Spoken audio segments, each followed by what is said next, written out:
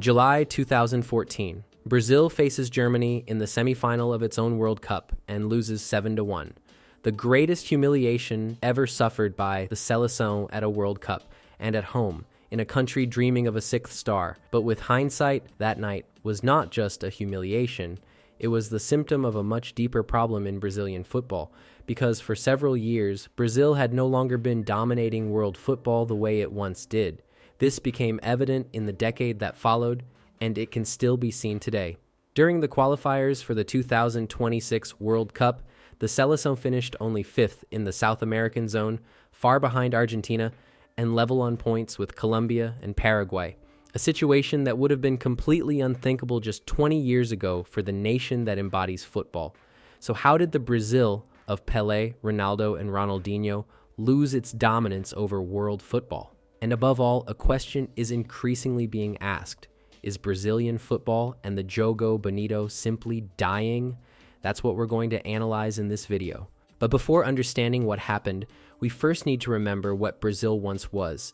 For a long time, the Seleção was not just a great team, it was the global reference in football. In the 1990s and early 2000s, Brazil reached 3 World Cup finals, 1994, 1998, and 2002, winning 2 world titles. A dominance rooted in an even older tradition, that of Pelé's generation, which had already delivered 3 World Cups between 1958 and 1970. But beyond the results, Brazil embodied a unique way of playing, a style built on dribbles, improvisation, and creativity, a spectacular football. This is what Brazilians called the jogo bonito, literally, the beautiful game, and that identity was directly reflected in the players who made up the team. Take, for example, Brazil's squad at the 2006 World Cup. On paper, it was a true constellation of stars. Kaká, Ronaldinho, Ronaldo, Adriano, Roberto Carlos, Cafu, a combined total of 8 Ballon d'Or podium finishes. A team that, just by reading the names on the lineup sheet, intimidated the entire football world. But when we compare that generation to the current team, the contrast is striking. Today, Brazil still has very good players, but the aura is no longer the same. And above all, individual accolades are far rarer. While some past Brazilian squads featured several players regularly appearing on Ballon d'Or podiums, the current team has only one, Vinícius in 2024. It is as if, in the space of 2 decades, Brazil went from a nation producing global football icons to a team that is simply competitive. And this impression is not just a feeling. The numbers confirm it. If we look first at the major international tournaments, Brazil's decline becomes quite clear. Let's start with the World Cup. For decades, the Seleção regularly dominated European nations. But since lifting the trophy in 2002, one statistic stands out. Brazil has not eliminated a single European team in the knockout stage of a World Cup. On the contrary, it is often European teams that have ended Brazil's campaigns. In 2006, the Seleção was knocked out in the quarterfinals by France. In 2010, the Netherlands stopped them at the same stage. In 2014, Germany inflicted the infamous 7-1 defeat in the semifinal. In 2018, Belgium eliminated Brazil in the quarterfinals. And in 2022, the Seleção once again fell before the semifinals, this time against Croatia. In other words, for more than 20 years, Brazil has been unable to dominate the major European nations in decisive moments, and this trend is also visible within South America. Between 1995 and 2007, Brazil reached the Copa America semifinals 5 times in 6 editions, winning 4 titles, an impressive consistency that reflected its regional dominance. But since 2011, they have reached the semifinals only twice in 6 editions with just 1 title. Finally, another indicator illustrates this decline: individual awards. Of the 12 Ballon d'Or editions between 1996 and 2007, 25% of the players on the final podium were Brazilian. Between 2008 and 2025, that figure dropped to just 6%. The talent has obviously not disappeared in Brazil, but one thing is clear: the Seleção and the players who compose it no longer dominate world football as they once did, and the question therefore becomes inevitable: why? The first explanation is something very simple: the gradual disappearance of street football. For a long time, Brazilian football was built far from training centers and academies. Pelé, Ronaldinho, and Ronaldo did not learn the game in structured systems. They learned it in the streets, on the beach, in the favelas, often on improvised pitches, sometimes even barefoot. And that environment changed everything. In the street, there is no coach correcting every move.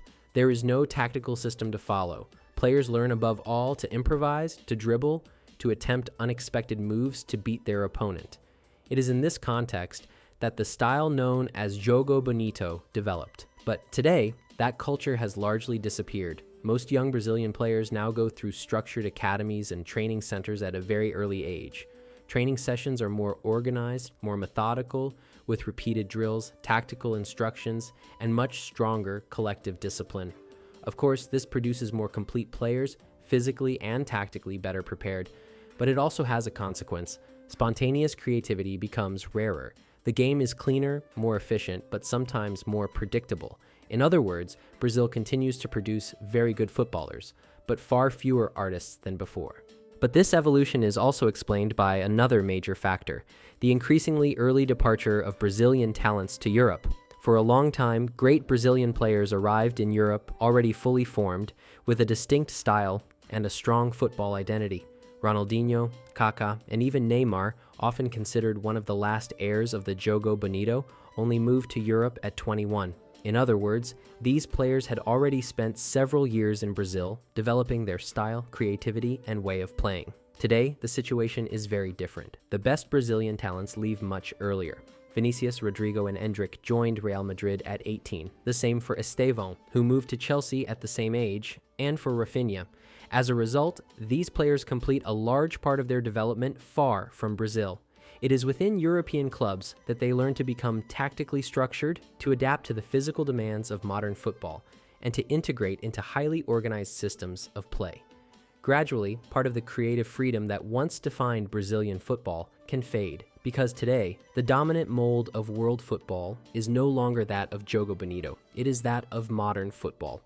Because modern football is no longer what it was in the 1990s or the early 2000s. Today, the game has become far more intense, faster, and more structured.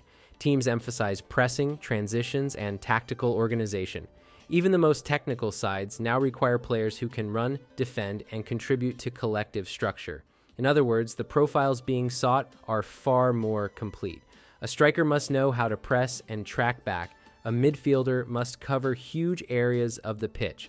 In this context, time and space for improvisation become much rarer. Spectacular dribbles still exist, of course, but they almost always have to serve an immediate purpose: create separation, accelerate a move, generate a chance. The spontaneous, gratuitous moments of inspiration that once defined jogo bonito have become far less common at the highest level, and this is where a kind of cultural clash occurs.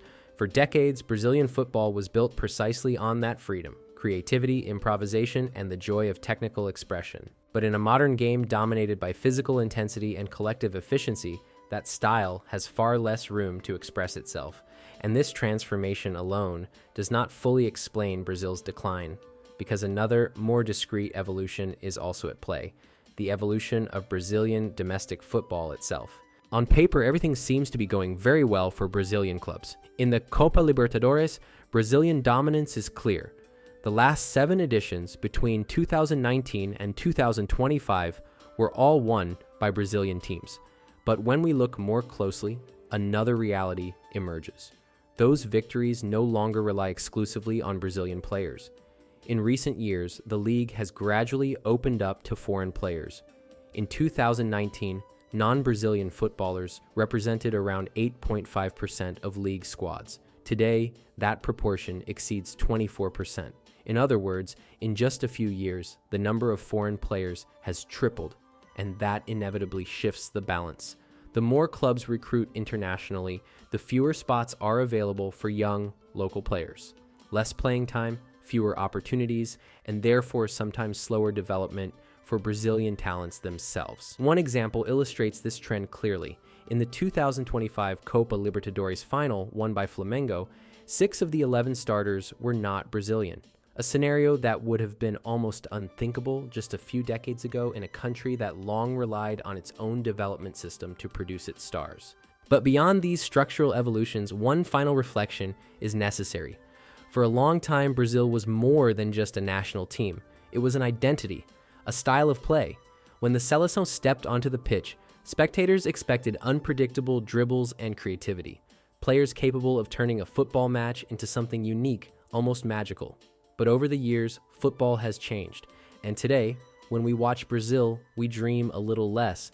The Seleção has not collapsed. It has simply adapted to a game that has become faster, more physical, and more tactical. But in adapting to this new football, it may also have lost what made it different, its identity. And that is where a question begins to emerge. Has jogo bonito simply collided with the evolution of modern football? A football that has understood that at the highest level, being spectacular is no longer enough, efficiency is essential. So now, what should Brazil do to become dominant again?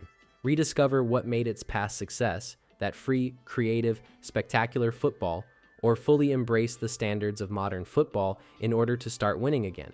Tell me what you think in the comments. And if you enjoyed the video, don't forget to like it, boost it, and subscribe so you don't miss the next analyses. See you soon. Bye.